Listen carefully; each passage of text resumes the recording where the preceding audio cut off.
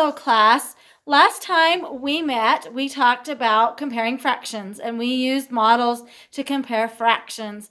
We are going to still use, we're going to learn different ways to find out how to compare fractions, but we'll actually do a refresher.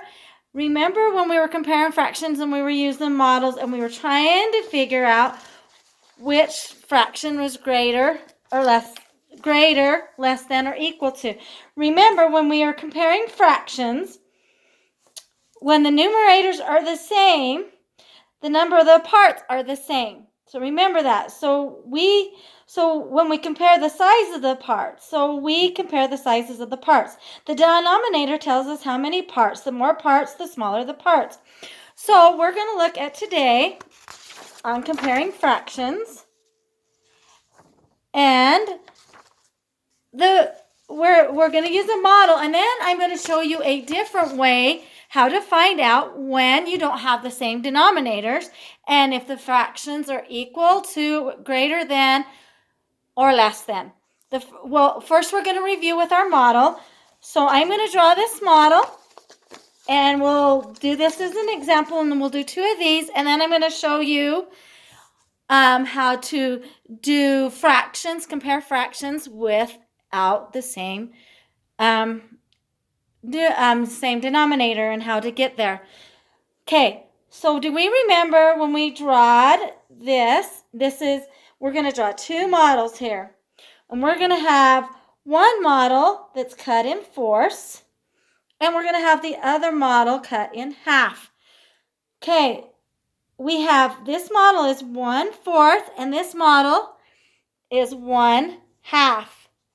So if we're going to color in to see which one is bigger than or less than, we have to color in the part. So the first one, the denominator says there's only two parts, and we're only going to color in one part of that two parts. We're going to color in this part. The next one says we have 1/4 of this model. So we're only going to color in 1/4 of this to get that. So if you look at this model, we have 4 pieces, which is a smaller part, which is the denominator, and we have 2 pieces, which is a larger part. So if we look at comparing the two numerators and comparing the two denominators, the half is bigger than the 4th because 2 is bigger than 4 because we have split this into 2 parts. Okay, we're going to do another one. And we're going to split it. We're going to see which one's bigger than and lessen it. Okay, so we have a model that has, a model that we're going to go like this, and we're going to draw it. Okay. And we're going to split this model.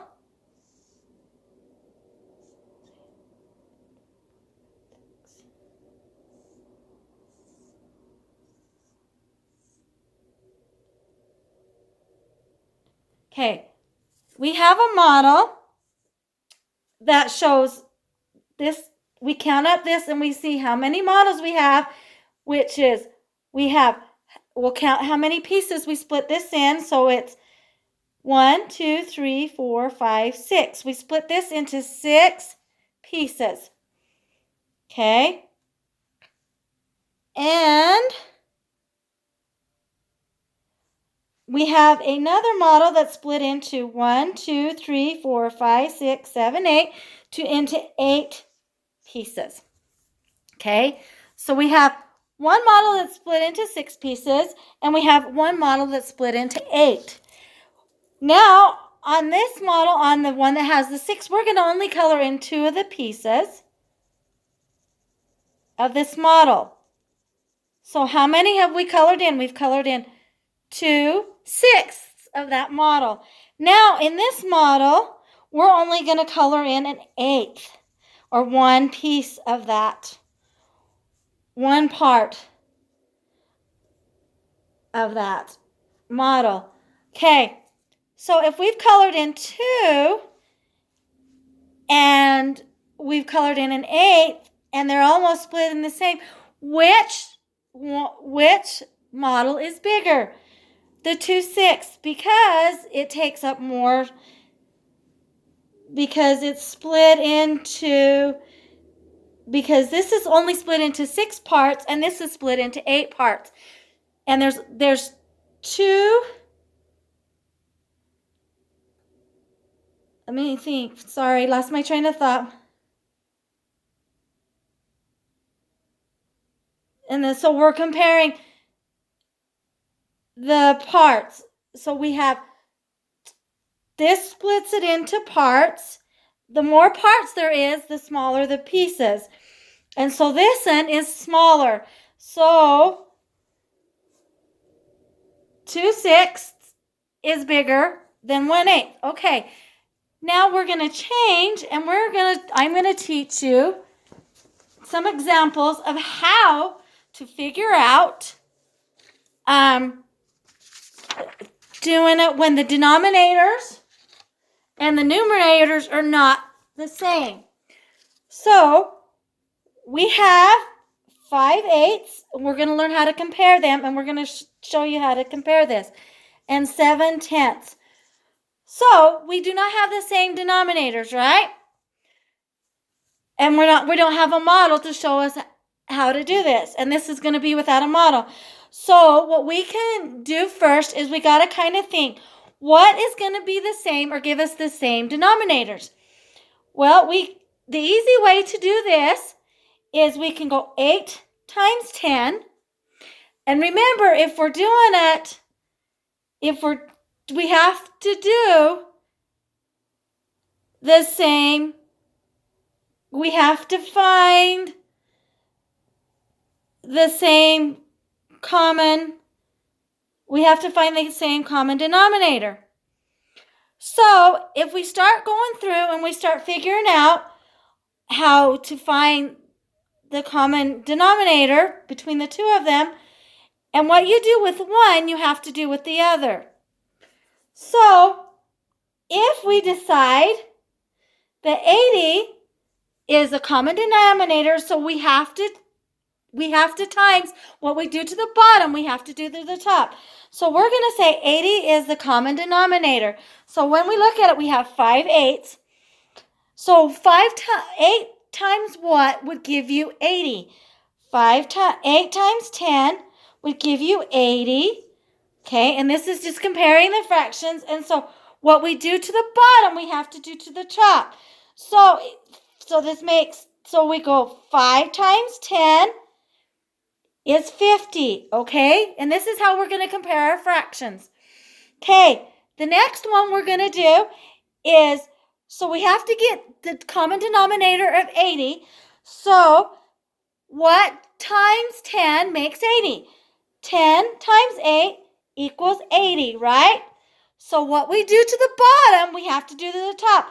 So we times that by 8.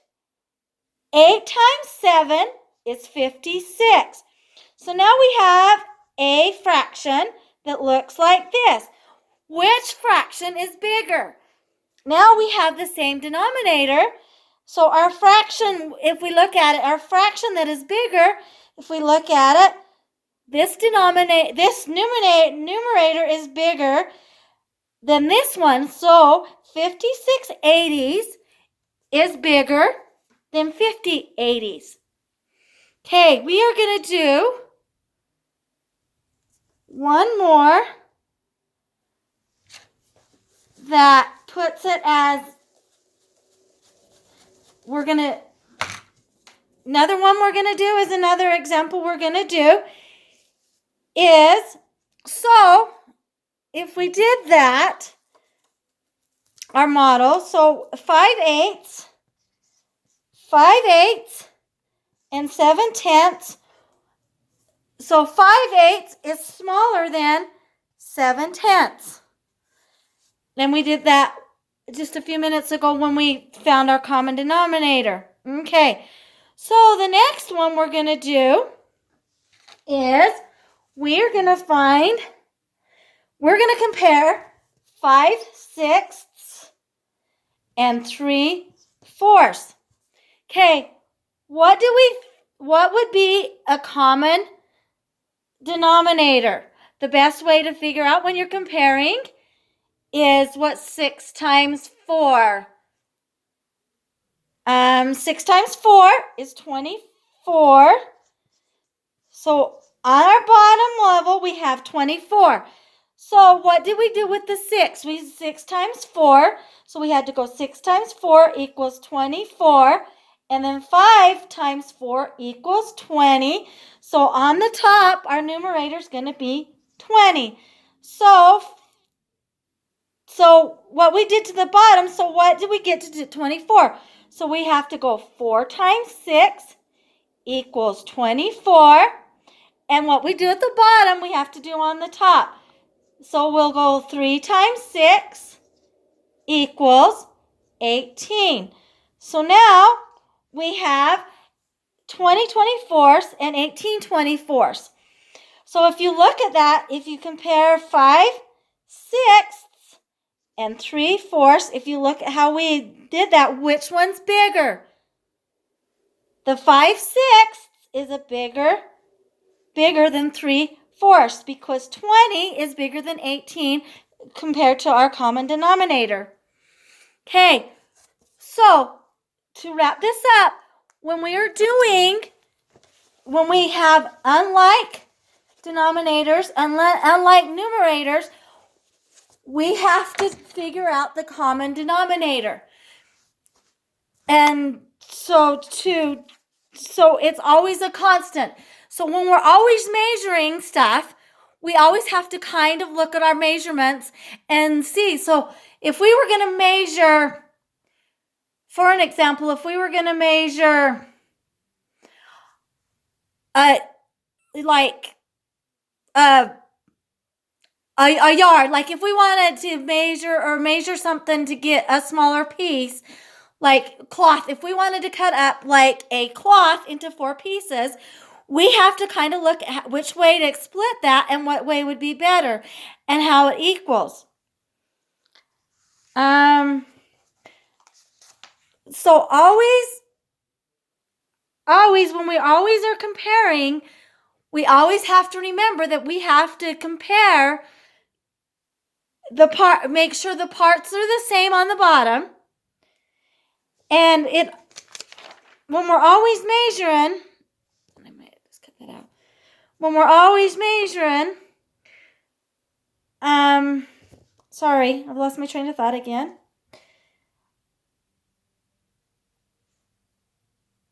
Okay. All right, we're finished there. We're just going to